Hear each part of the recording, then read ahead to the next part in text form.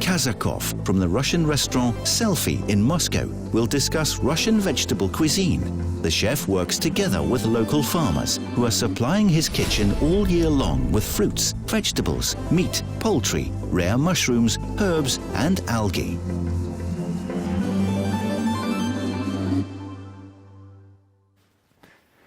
If you're not hungry by now, I don't know when you are going to become hungry. It's time to eat, I think. But first off, we're going to take to a Russian chef who really wants to preserve the DNA of Russian taste.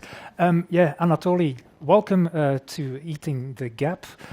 Tell us a little bit what your path is to preserve that DNA of Russian taste.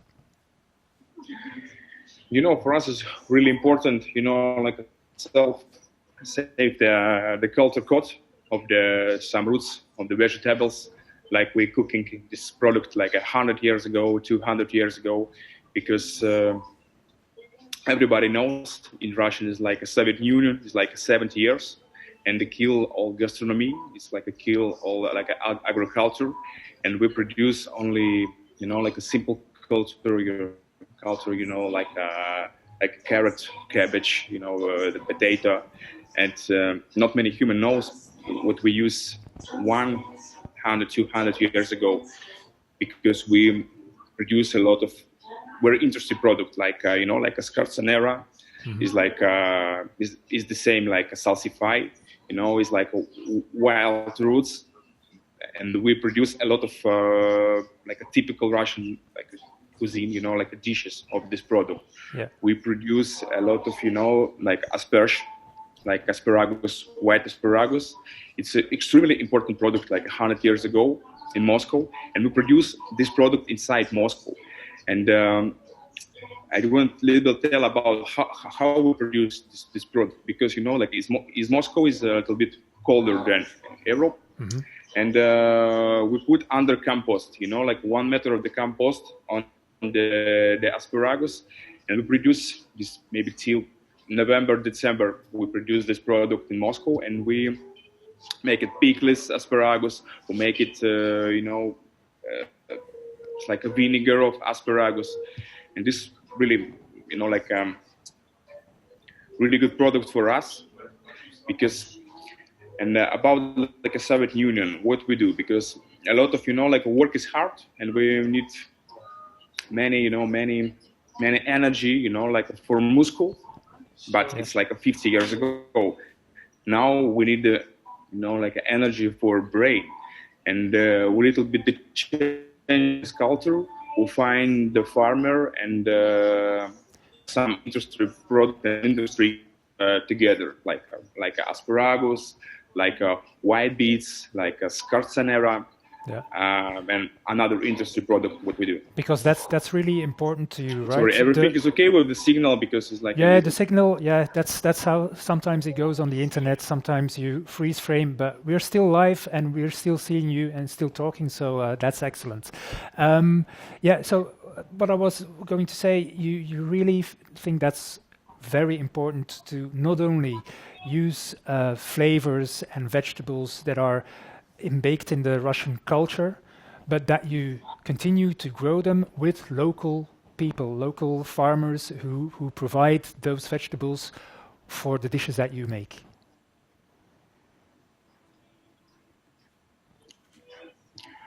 Now we make, like all the seasonal like in last my degustation menu is like name of the roots, is roots about like roots, and it's roots about what we do in the past. And we open some industry, all the product we produce together with farmer, and now we show this product and can take a try for my clients, because everybody remember how we, like a childhood, when you are young, you remember like walking in the village, in the grandmother, you try some, take out some, like some roots, and you try. It is extremely tasty. It's like really sweetie. It's like it's amazing taste, the product.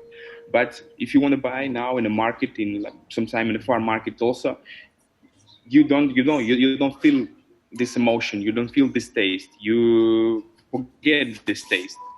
And now we want to represent some interesting ingredients in some interesting roots, some interesting vegetables for clients. And this is the really important for us, because we're living like 17 years, we're living in the not good, we're eating not really quality product. We're eating like normally, but it's like not so tasty. It's not like it's a product without energy inside. Yeah. I must say the dishes that are shown here, they're really impressive.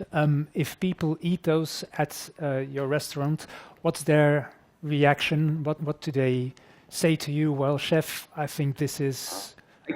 I can a little bit explain about what is this dishes in okay, the photos. Sure. Go ahead. It's like it's good. It's a good like a turnips, because like a turnips for Russian is like I think like a more favorite the product in the Russian agriculture, because like it's a big historical, maybe like 1,000 years. It's historical. We're cooking with some fermented honey, with the turnips, with a little bit of rutabaga, and like a different like a dish is like a lamb tongue with lardo, but it's like is not typical fat lardo. It's lardo of the vegetables. We do it vegetables lardo, and like a espuma of the scorzonera and sibuktur. Like a scorzonera is like is a typical product. Is like is same. It sometimes looks like a scorzonera, or scorzonera looks like a salsify. Is a really wild roots. It's really sweety, and it's like a more typical taste for Russia. It's like this is a black turnips. It's a little bit bitterness. We're cooking with like fermented milk and foie gras, and buckwheat honey. And I think it's like a different dishes like celery roots with the fermented celery. We're cooking like a fermented juice of the celery with spelt. We fermented spelt in this juice, and after cooking king crab and some fermented, like a puree of the celery roots. Yeah, well, because it's a really important product for us, but we don't cook it. Maybe like last 100 years, we don't cook this product, and so it's important to get that back. Represent these ingredients. It's important to get that back and to get people a taste of flavors that they've perhaps long forgotten, but can rediscover then. Yes, sure. And because it's for us really important, because we a lot of time, because Russia is extremely big, it's like Moscow to like Vladivostok is like now 9,000 kilometers, and we have a lot of climatic zone, because now is like have a Sochi when it's subtropical. Now it's like a +20, but we have like a Murmansk is like very amazing seafood, like amazing sea urchin. It's like now there is like a -15. And we can use in this seasonal, like a lot of product. Sometimes you use like from Vladivostok. It's good. Sorry, it's good from logistic, and you can like buy a lot of good quality product. But when you produce, it's more important, because now we have like 15 small farmers around the Moscow who produce for us really good vegetables, really good, like sometimes roots, and like who produce for us cheese, meat, and another ingredients. And we save, like a culture code in like a small region. It's like not to buy seeds in, like a special like a bank for seeds. It's like produce every time, like save like a 10% of the product, put the seeds, and next year's like the same seeds are growing. And for me, it's really important, the culture code, because if sometime you buy, like seeds, it's like a F1, it's like not reproduce. It's like just you put just 1 year and finish. Every time you must buy the seeds, and this is not correctly for me. No, so like that, you're cooking in a sustainable way as well, which is very commendable and which is something that we should all do, I think, as well. Anatoly, thanks for your input during Eating the Gap. It was really good to see you and have you during this show. Hope to arrive in Moscow sometime soon and gonna taste all those flavors. Looking forward to that. Thanks, Anatoly. Thank you so much.